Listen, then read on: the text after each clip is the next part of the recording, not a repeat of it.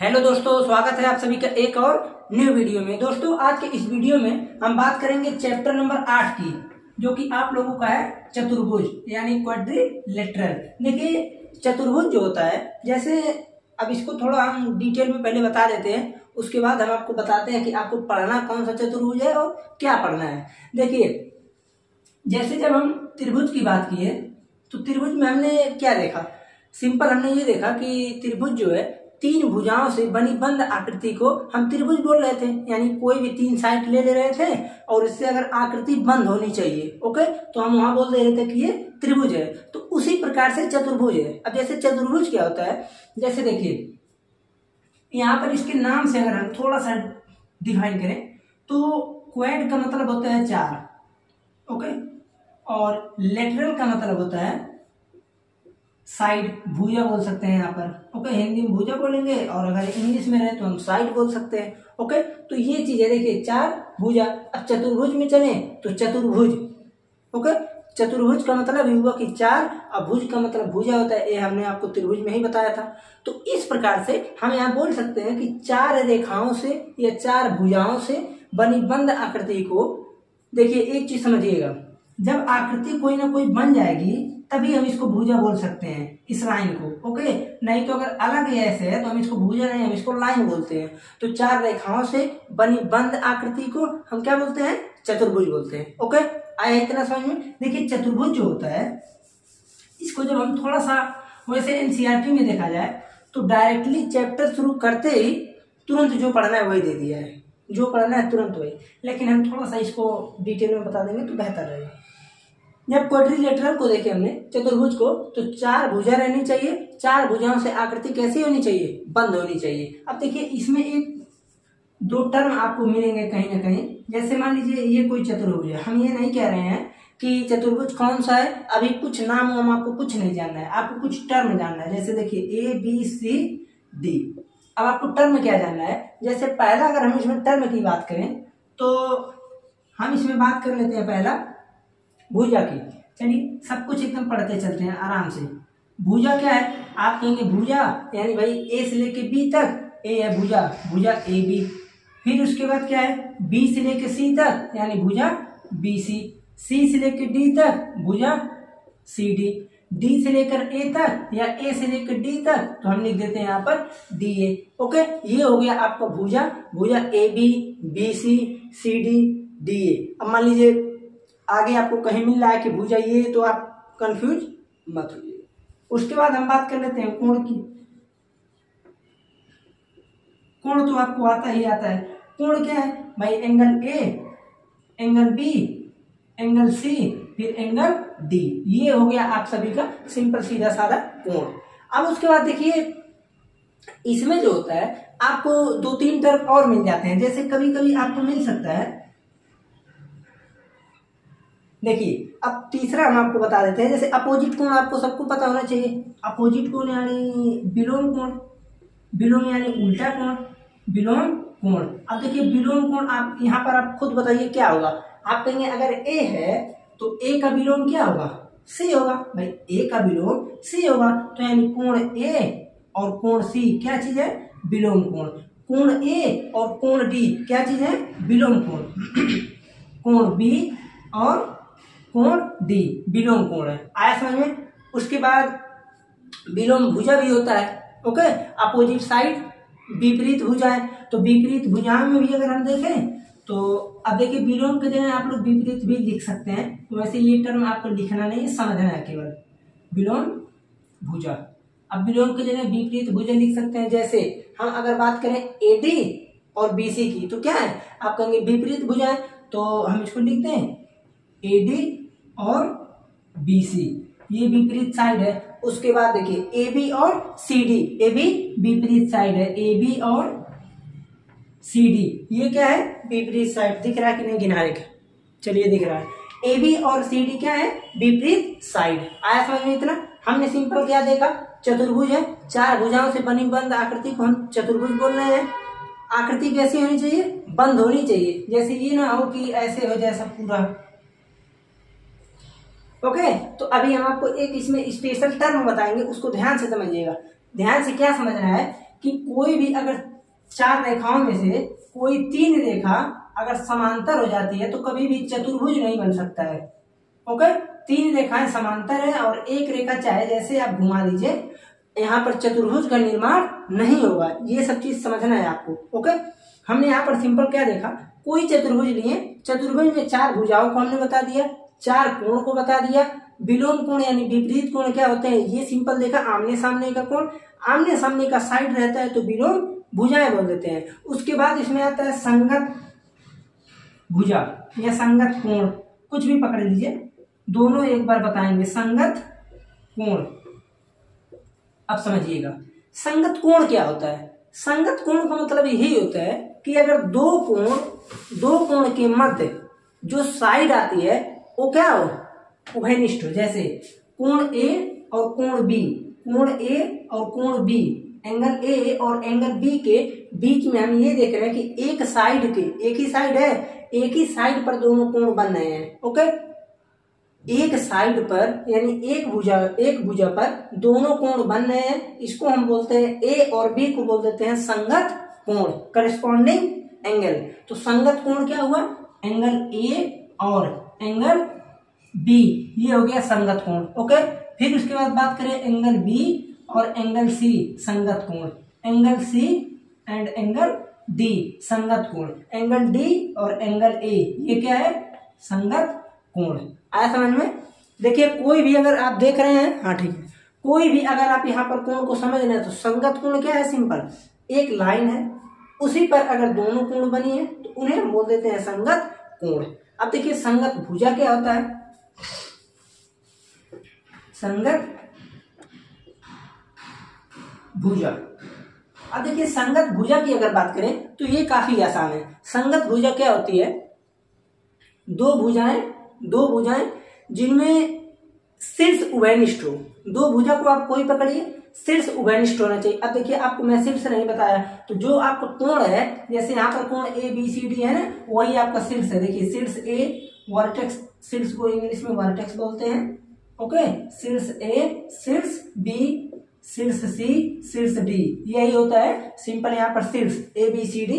Okay, तो यहाँ पर हम ये देख रहे हैं कि अगर दो भुजाओं के मध्य में केवल एक वर्टेक्स जो है कॉमन हो, यानी सिंपल सीधा साधा समझिए कि अगर एक पॉइंट से दो रेखाएं हम गुजार दे रहे हैं तो ये दोनों रेखाएं आपस में क्या होंगी, संगत भुजा, इन्हीं को हम संगत भुजा बोल देंगे।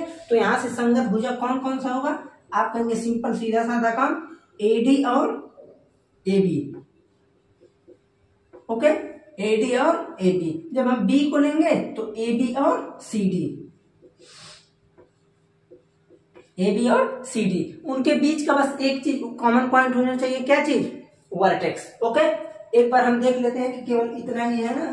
जैसे सिंपल सीधा सा हमने क्या क्या देख लिया, एडजेसेंट साइड या कंसेक्यूटिव साइड, ठीक है, संगत भुजा को देख लिया, कोण को देख लिया, अपोजिट एंगल को देख लिया, बस है। तो वैसे जब इसको देखेंगे तो किसी अन्य बुक को अगर फॉलो करेंगे तो वहां पर चूंकि पूरा डिटेल में दे दिया जाता है, लेकिन जितना डिटेल में दे सकता है उतना हम पूरा बता दिए, आपको दांधना नहीं है, समझना है अच्छे तरीके से। ओके, इतना ही केवल इसमें टर्म होते हैं।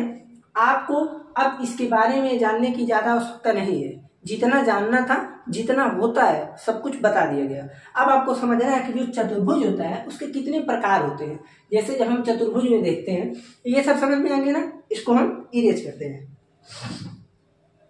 ओके, मिटाते हैं। देखिए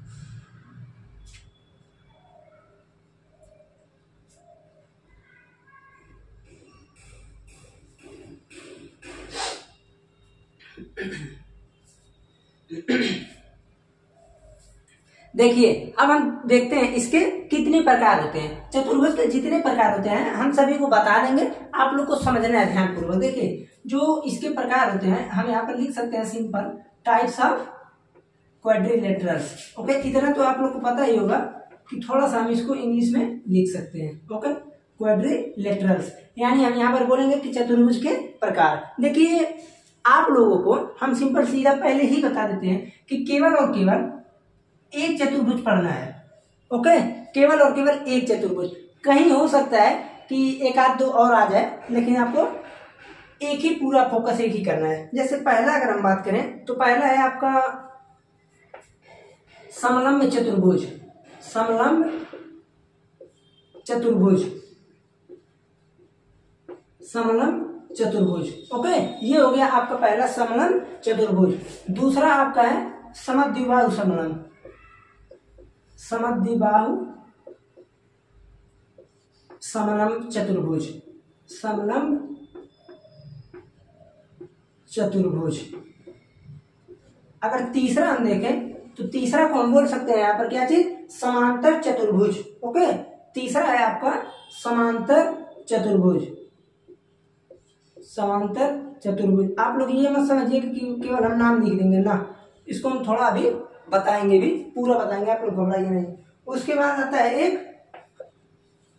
विषम कोण, इसी को हम लोग इंग्लिश में बोलते हैं रोम्बस क्वाड्रिलेटरल। ओके, और पांचवा नंबर जो है आपका, इसको हम बोल देंगे सिंपल आयत। 6 नंबर होता है स्क्वायर यानी वर्ग। उसके बाद 7 नंबर होता है पतंग। आप कहेंगे पतंग क्या होता है, बताते हैं। देखिए इसको बोलते हैं हम, जैसे इसका इंग्लिश में भी थोड़ा बहुत नाम अगर बता देंगे तो आप लोगों के लिए अच्छा होगा थोड़ा बहुत। जैसे इसको हम बोलते हैं ट्रेपेजियम। ट्रेपेजियम, ठीक। इसको बोलते हैं आइसोसेलेस। आइसोसेलेस, इसका स्पेलिंग देख लेंगे बस, आइसोयस CELES ट्रेपेजियम। ओके, ट्रेपेजियम, ठीक है ना। ये चीज हो गया। समांतर चतुर्भुज को हम इसको क्या बोल देंगे, समांतर चतुर्भुज को पैरेललोग्राम बोलेंगे। PARALLELOGRAM, पैरेललोग्राम बोल देंगे। और विषम कोण को रोम्बस बोलते हैं। रोम्बस इतना चतुर्भुज होता है जितना हम लिखे हैं, उससे ज्यादा होता नहीं है। ओके, आयत को हम रेक्टेंगल बोलते हैं, रेक्टेंगल। वर्ग को हम स्क्वायर बोलते हैं, और पतंग को आपको सभी को पता होना चाहिए, इसको हम काइट बोलते हैं। ठीक है, अब एक एक चीज आप लोग समझते रहिए। आपको पहले हम फिर बता देते हैं, आपको केवल और केवल सबसे ज्यादा जो डिटेल में पढ़ना है वो आपको पढ़ना है क्या, समांतर चतुर्भुज यानी पैरेललोग्राम। ओके, पैरेललोग्राम आपको ज्यादा फोकस करना है। आप जब इसको पढ़ेंगे कहीं कहीं आपको ट्रेपेजियम मिल जाएगा, कहीं आपको आयत स्क्वायर ये सब मिल जाएंगे, कहीं पर आपको एक आध दो क्वेश्चन इसका मिल जाएगा। तो यानी मिला जुला कर देखा जाए तो आपको पूरा डिटेल में ही पढ़ना पड़ेगा। लेकिन सबसे ज्यादा अगर आपको इस चैप्टर में कुछ मिलेगा तो ओनली वन पैरेललोग्राम यानी समांतर चतुर्भुज। ओके, अब एक एक चतुर्भुज के बारे में हम डिटेल में, पूरा एकदम डिटेल में नहीं, लेकिन थोड़ा बहुत हम इसका क्या चीज है, क्या है, क्यों है, कैसे है, इसको तो बता ही सकते हैं। तो इसलिए हम सबसे पहले आ जाते हैं आपका नंबर 1 पर, समलंब चतुर्भुज ट्रेपेजियम। अब देखिए ट्रेपेजियम क्या होता है, सिंपल। ट्रेपेजियम अगर देखा जाए तो चतुर्भुज है, 4 भुजा होगी। हर जगह आपको कितनी भुजा मिलेंगी, केवल और केवल 4 साइड मिलेंगी। ओके, अब आपको ध्यान ये देना है कि इन्हीं 4 साइड में यानी 4 भुजा में हमको इधर उधर घुमा फिरा कर कुछ ना कुछ करना है। ठीक, अब जब हम पहले की बात करते हैं ट्रेपेजियम की यानी समलंब चतुर्भुज की, एक बार लिख दे, नहीं तो आप लोग कंफ्यूज हो जाएंगे। समलंब चतुर्भुज, चतुर्भुज लिखना और पढ़ना कठिन है, बल्कि क्वाड्रिलेटरल बोलना इजी है। देखिए समलंब चतुर्भुज जो होता है, इनमें 4 भुजाओं में से एक पेयर का मतलब कितना हुआ, आप कहेंगे 2 भुजा, तो इनमें से एक पेयर जो होती हैं भुजाएं वो पैरेलल होती हैं। ओके, फिर से सुनिए, इनमें से 4 भुजाओं में से 2 भुजाएं आपस में पैरेलल होती हैं। क्या चीज, पैरेलल यानी समांतर होती हैं। जैसे हम यहाँ पर ये बोल देंगे इसका चित्र बनाए तो कुछ इस प्रकार से बन जाएगा। देखिए ये पैरेलल होंगी, हमको इससे नहीं मतलब है कि ये बराबर है कि नहीं है, इसे हम बोलते हैं क्या चीज, ट्रेपेजियम यानी समलम चतुर्भुज। समलम चतुर्भुज क्या होता है, इनमें सिंपल दो भुजाएं आपस में क्या होती हैं, पैरेलल होती हैं। ओके, ये दोनों हो जाएंगी पैरेलल। आया समझ में? इतना आपको इसके बारे में जानना है बस, और ज्यादा कुछ नहीं। उसके बाद आप लोग सब कुछ करने जाएंगे, ठीक है। उसके बाद आप इसको तोड़ ताड़ के त्रिभुज बनाएंगे, त्रिभुज बना के सर्वांग प्रूव कर देंगे, बहुत आसानी से कर ले जाएंगे। इससे आगे कोई भी समस्या नहीं होने वाला है, ठीक। दूसरे की अगर बात की जाए, ओके, दूसरा है आप लोगों का समद्विबाहु समलम चतुर्भुज यानी आइसोसेलेस ट्रेपेजियम। तो हिंदी में एक बार लिख देते हैं, समद्विबाहु समलम चतुर्भुज। अब देखिए इसको आप लोग ध्यान से समझिएगा, ये जो होता है ये समद्विबाहु समलम, समद्विबाहु का मतलब क्या होता है, समद्विबाहु, सम द्वि मतलब दो, सम मतलब समान, बाहु का मतलब भुजा, जिसकी दो भुजाएं समान हो। तो हम यहाँ पर सिंपल ये बोलते हैं कि इनमें ये पैरेलल साइड तो होगा ही होगा, लेकिन जो इनका नॉन पैरेलल साइड है, जो इनका नॉन पैरेलल साइड है यानी जो समांतर नहीं है, वो क्या होगा, बराबर होगा। वो क्या होगा, बराबर होगा। देखिए कंफ्यूज नहीं होने का, ये हम किसका बनाए हैं, समांतर का बनाए हैं। तो यहाँ पर हम लिख देते हैं कि AD जो है पैरेलल टू किसका है, BC, और ये यहाँ पर AD पैरेलल टू BC रहेगा ही रहेगा, लेकिन ये साइड और ये साइड हमेशा क्या होंगी, बराबर होंगी। इसे हम बोलते हैं समद्विबाहु समलम चतुर्भुज। एक ऐसा चतुर्भुज, एक ऐसा समलम चतुर्भुज, जिनमें ये जो असमांतर भुजाएं हैं ये इक्वल होती हैं। आया समझ में? ये पूरा नाम है, स्क्रीनशॉट ले सकते हैं, वहां पर हम थोड़ा थोड़ा इनके बारे में डिटेल में बताते रहेंगे। यहाँ पर हम अगर नामकरण कर दें ABCD, तो यहाँ पर हम लिख देंगे क्या चीज कि AB इक्वल टू CD, और ये जो पैरेलल वाला कंडीशन है वो तो रहेगा ही रहेगा। क्यों? क्योंकि इसका नाम ही है समलम समद्विबाहु समलम, बस। ओके, ये तो हो गया। अब उसके बाद हम आते हैं तीसरे नंबर पर। देखिए इसको थोड़ा सा हटा देते हैं, मिटा देते हैं, आप लोग स्क्रीनशॉट लेते रहिएगा, वैसे समझ लेंगे तो काफी बेहतर है। देखिए जो तीसरा नंबर है वो आपका थोड़ा सा आपको समझने वाली बात है, समांतर चतुर्भुज।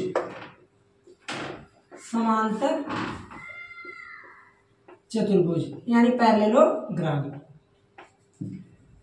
पैरेललोग्राम। अब देखिए समांतर चतुर्भुज क्या है, इनकी आमने सामने की भुजाएं आपस में समांतर होती हैं। ओके, इनके जो ये जो ऐसा चतुर्भुज है जिनमें आमने सामने की भुजाएं समांतर होती हैं। जैसे ये समांतर बनाए, ये समांतर बना दिए, ठीक है। देखिए ये समांतर, ये समांतर, ये समांतर, ये समांतर। ओके, कुछ ये इस प्रकार से दिखती हैं, ठीक है। हम ये देख रहे हैं, यहां से अगर ध्यान से देखें तो हमको ये दिख रहा है कि यहाँ पर ABCD है, ठीक। ये चीज है, AB जो है वो किसके पैरेलल है, CD की। फिर उसके बाद देखें BC किसके पैरेलल है, आप कहेंगे AD के, यानी BC पैरेलल टू AD। तो यहाँ पर हम इसको बोल सकते हैं कि समांतर चतुर्भुज क्या होता है, जिनमें आमने सामने की भुजाएं आपस में समानांतर होती हैं। इन्हें हम बोल देते हैं क्या चीज, समांतर चतुर्भुज, ठीक है। समांतर चतुर्भुज बहुत ही आसान है। इसके बारे में अगर और कुछ हम बताना चाहें तो ठीक है, इनमें केवल यही है कि अपोजिट साइड जो होते हैं इनके क्या चीज होते हैं, पैरेलल होते हैं। इन्हें इसलिए हम बोलते हैं पैरेललोग्राम यानी समानांतर चतुर्भुज, ठीक। बहुत ही आसान है। अब आते हैं 4 नंबर पर। 4 नंबर क्या है, रोम्बस। रोम्बस यानी विषम कोण। रोम्बस यानी विषम कोण की अगर बात की जाए तो क्या होता है, ओके। देखिए रोम्बस जो होता है, रोम्बस एक प्रकार से पैरेललोग्राम का ही प्रकार है। जैसे हमने इसको देखा समद्विबाहु समलम चतुर्भुज को, तो ये जो ट्रेपेजियम होता है इसी का एक थोड़ा सा भी स्पेशल कंडीशन है, ओके। हम इसको बोल सकते हैं कि ये special type of trapezium is called isosceles trapezium. Special type है। अब स्पेशल क्या है, स्पेशल यही है कि इसमें जो नॉन पैरेलल साइड है यानी असमांतर, जो समांतर नहीं है वो इक्वल होता है, तो हम इसको बोलते हैं समद्विबाहु संगम। समानांतर चतुर्भुज में क्या होता है कि जिसके आमने सामने का जो अपोजिट साइड होता है वो क्या होगा, पैरेलल होगा। तो उसी का प्रकार एक रोम्बस होता है। रोम्बस क्या होता है, एक पैरेललोग्राम यानी पैरेललोग्राम से ही बना है, समानांतर चतुर्भुज से ही बना है। समानांतर चतुर्भुज में यहाँ पर कंडीशन ये है कि आमने सामने का क्या रहना चाहिए, आप कहेंगे समांतर। लेकिन रोम्बस में क्या होता है, जो आमने सामने का समानांतर रहेगा हमको उससे मतलब नहीं है, समांतर तो होगा ही होगा, लेकिन all side is equal. Okay, all sides are equal. तो हम यहाँ पर बोल सकते हैं कि A B, B C, C D, D A, ये होता है आपका रोम्बस। ओके, नीचे का दिख रहा होगा, हाँ ठीक है, ये क्या होता है, रोम्बस होता है। रोम्बस यानी हमने सिंपल क्या देखा कि जिनमें सभी भुजाएं समान होती हैं। आप कहेंगे तब तो ये वर्ग हो जाएगा, सुनिएगा ध्यान से सुनिएगा, आप कहेंगे ऐसा है तब तो ये वर्ग हो जाएगा, स्क्वायर। इसके बाद किसका नंबर है, वर्ग का नंबर है, आयत का नंबर है। तो हम एक कंडीशन के लिए वर्ग को लेकर चलते हैं, आप लोग कंफ्यूज मत होइएगा, इसके बाद हम बताएंगे आपको आयत का, लेकिन वर्ग का लेकर हम थोड़ा सा समझा दें। जैसे देखिए वर्ग क्या होता है, ये चीज होता है स्क्वायर। ओके, इनमें प्रत्येक साइड हम समांतर बोल सकते हैं, इसको पैरेललोग्राम का प्रकार बोल सकते हैं, क्योंकि पैरेललोग्राम का ही मतलब होता है, यही मतलब होता है कि इनमें जो अपोजिट साइड है वो पैरेलल होनी चाहिए। ठीक है, अपोजिट साइड पैरेलल है। आप कहेंगे ऐसा रोम्बस और इसमें अंतर क्या है, रोम्बस और इसमें यही अंतर है कि रोम्बस में प्रत्येक कोण डिफरेंट होता है, इसलिए हम इसको बोलते हैं विषम कोण चतुर्भुज। आया समझ में, विषम कोण क्यों बोलते हैं, क्योंकि इसका प्रत्येक कोण, देखिए ये इधर से झुका है, इसका कोण कुछ दूसरा होगा, ये इधर से ऐसे है, इसका कोण कुछ दूसरा होगा, इसका कुछ दूसरा, इसका कुछ दूसरा। तो ऐसे चतुर्भुज जिनमें प्रत्येक कोण डिफरेंट होता है हम उसे बोल देते हैं विषम कोण। लेकिन एक कंडीशन रहना चाहिए कि क्या, पैरेललोग्राम रहना चाहिए, यानी समानांतर चतुर्भुज रहना चाहिए। आया समझ में, और इनमें प्रत्येक कोण 90 डिग्री होता है। आया समझ में ना, केवल इतना ही होता है। ये चीज हो गया रोम्बस। अब इसको हम मिटाते हैं, तब हम इसको आप लोग को बताते हैं आयत और वर्ग के बारे में। अब देखिए, अब हम यहां पर देखेंगे आयत। आयत कितना नंबर है, 5 नंबर। देखिए आयत क्या होता है, आयत जो होता है रेक्टेंगल, इसे इंग्लिश थोड़ा बहुत इसलिए लिख रहे हैं क्योंकि आप लोग जब आगे पढ़ेंगे तो इंग्लिश थोड़ा बहुत जानते रहना इंपॉर्टेंट है। देखिए आयत जो होता है सिंपल क्या होता है, आप कहेंगे कुछ नहीं, हम अभी तक यही पढ़े हैं कि आमने सामने का भुजा बराबर होता है। ठीक है, आप सही पढ़े हैं, कोई बात नहीं, आप सही पढ़े हैं। हम ये अगर देखें 90 डिग्री को मत भूलिएगा, 90 डिग्री को मत भूलिएगा। आप समझिए आयत जो होता है, समांतर चतुर्भुज क्या हमने पढ़ा, समांतर चतुर्भुज में हमने ये देखा कि इनके जो अपोजिट साइड होते हैं वो हमेशा पैरेलल होते हैं। ठीक है, विषम कोण रोम्बस में हमने देखा कि पैरेलल तो होते ही होते हैं, लेकिन इनके चारों भुजाएं आपस में समान होती हैं। ठीक है, आयत क्या होता है, ये पैरेललोग्राम का ही एक प्रकार है। इनमें अपोजिट साइड क्या होती है, पैरेलल होती हैं, पैरेलल होती हैं, और इनमें अपोजिट साइड इक्वल भी होती हैं। अपोजिट साइड पैरेलल होती हैं, अपोजिट साइड इक्वल होती हैं। अगर यहीं पर ये चारों सेम हो जाए, चारों साइड सेम हो जाए तो क्या होगा, ये बन सकता है क्या, विषम कोण। आप कहेंगे नहीं बनेगा, क्यों, क्योंकि इसमें का कोण 90 डिग्री होता है, यही डिफरेंस है दोनों में। आया समझ में, तो इस चीज को आप लोग ध्यान में जरूर रखे रहिएगा। ठीक, कि इनमें जो होता है प्रत्येक कोण 90 डिग्री होता है, और ये जो रोम्बस होता है इनमें कोण 90 डिग्री नहीं होता है। ओके, और इनमें कोण 90 डिग्री होता है, स्क्वायर में भी कोण 90 डिग्री होता है। बस अब जैसे 6 नंबर की अगर हम बात करें, स्क्वायर यानी आयत की। अब देखिए स्क्वायर क्या होता है, आयत। हम सिंपल अभी आपको, ओहो सॉरी, स्क्वायर यानी वर्ग। देखिए स्क्वायर के बारे में अभी हम आपको बता चुके, सेम कंडीशन वही रहता है पैरेललोग्राम का ही, समानांतर चतुर्भुज का ही, कि जिनमें आपस में ये दोनों तो सेम है, चारों सेम है आपस में, लेकिन इनमें का कोण 90 डिग्री होता है और रोम्बस का कोण यानी विषम कोण का कोण 90 डिग्री नहीं होता है। ये चीज हमने आपको बता दिया था, पहले ही बताया था। 5 नंबर था आयत और 6वां था वर्ग। 7वां आप देख लेते हैं हम थोड़ा सा। 7वां नंबर जो होता है आपका वो होता है काइट।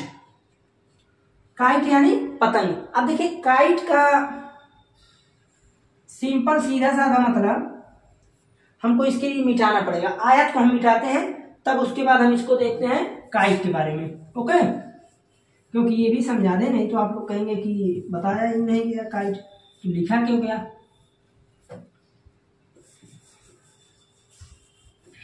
अब देखिए काइट यानी पतंग। अब काइट क्या होता है ये भी जानना चाहिए। तो काइट आप लोग देखे होंगे कुछ इस प्रकार से होता है।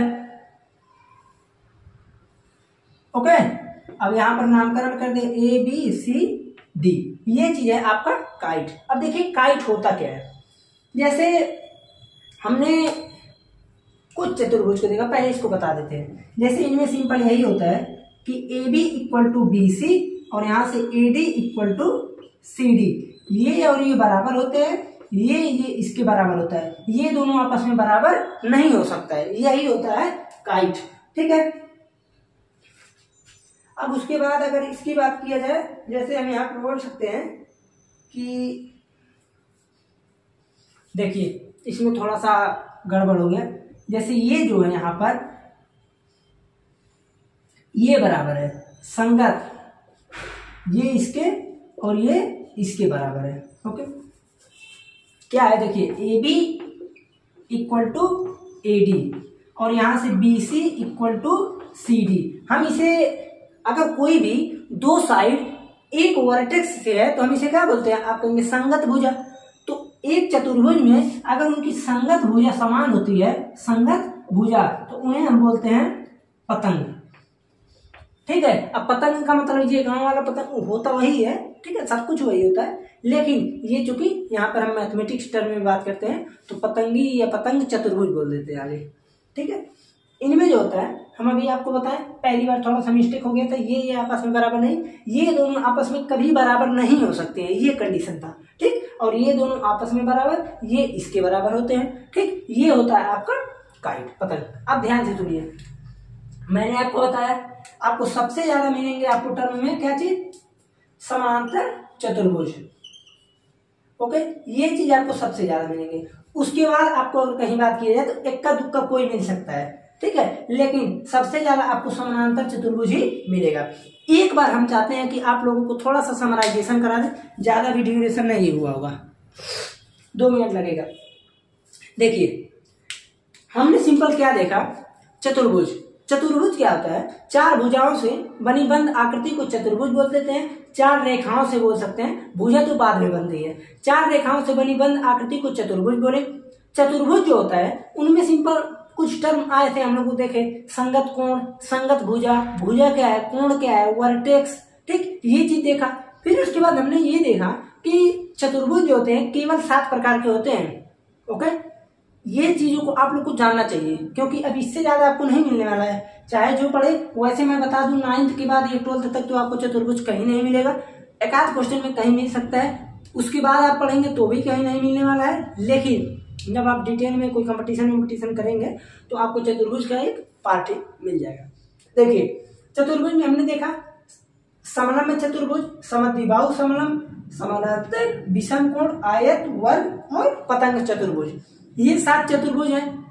हमने देखा कि समलंब चतुर्भुज क्या होता है, ट्रेपेजियम क्या होता है, उनमें एक पेयर भुजा आपस में समांतर होती है। ओके, समद्विबाहु में देखा हमने जो एक पेयर बच रहा है, एक तो होगा ही होगा, एक पैरेलल तो होगा ही होगा, लेकिन जो पैरेलल नहीं है वो आपस में इक्वल हो जाता है, उसे बोल देते हैं समद्विबाहु समलंब चतुर्भुज। उसके बाद आता है समानांतर चतुर्भुज। समानांतर चतुर्भुज क्या होता है, हमने ये देखा कि 2 पेयर होते हैं, यानी 4 भुजा, दोनों पेयर अपोजिट साइड पैरेलल होते हैं। ठीक, विषम कोण में देखा पैरेलल होंगे ही होंगे, सभी कोण अलग अलग होंगे, सभी साइड समान हो जाते हैं। आयत में देखा, आयत में क्या था, पैरेलल तो होंगे ही होंगे अपोजिट साइड, प्रत्येक कोण 90 डिग्री होते हैं और पैरेलल जो अपोजिट साइड होते हैं वो इक्वल होते हैं। वर्ग में सब कुछ समान होता है, प्रत्येक कोण 90 डिग्री होता है। एक प्रकार से हम इसे रोम्बस बोल सकते हैं। कब? अगर प्रत्येक कोण 90 डिग्री ना हो। और पतंग में सिंपल हमने देखा कि यहाँ पर इसके जो संगत भुजा है वो आपस में इक्वल होते हैं। ठीक है, तो आज हम रहने देते हैं इस लेक्चर को यहीं पर। अगले लेक्चर में जब हम मिलेंगे तो आपको समानांतर चतुर्भुज का चीरफाड़ होगा, एक नहीं एक प्रकार से ऑपरेशन संक्रिया होगा। अब जैसे जब हम समानांतर चतुर्भुज का देखेंगे तो आपको कम से कम इस चैप्टर में जो है 9 आपको मिलेंगे कम से कम प्रमेय, 9 से लेकर 10 प्रमेय आपको मिलेंगे। और वही 10 प्रमेय मैं सोच रहा हूँ कम से कम अब पूरा प्रमेय को प्रूव कराना पड़ेगा।